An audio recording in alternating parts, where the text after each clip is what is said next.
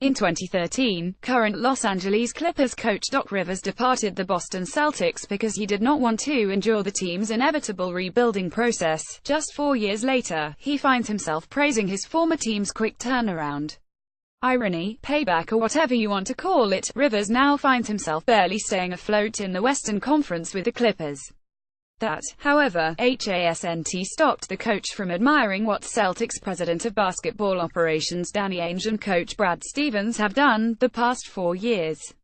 Boston, Massachusetts, September 1. Kyrie Irving. In an interview with the Boston Herald, Rivers gave accolades to his former boss and successor for their willingness to take the necessary changes in strengthening their team. I think Cleveland and them are obviously the two teams to beat in the East, but this tells you why I think Danny and I were successful together, and it's why Danny and Brad Stevens, they'll be successful, is because they're never scared to make moves or changes. Rivers told the Boston Herald, "You think about it, they won the East last year and they have 6 or 7 or 8 new players, and they really have changed their identity. No Avery Bradley, no Jay Crowder, that's the heart and soul of their defense, with only Al Horford, Marcus Smart, Terry Rozier and Jaylen Brown returning from the 2017 Eastern Conference finalists." Ainge set off some major fireworks in first dealing Bradley for Marcus Morris and then packaging Isaiah Thomas, Jay Crowder, Ante Zizic and that much-coveted Brooklyn first-round pick in exchange for 4-time All-Star Kyrie Irving.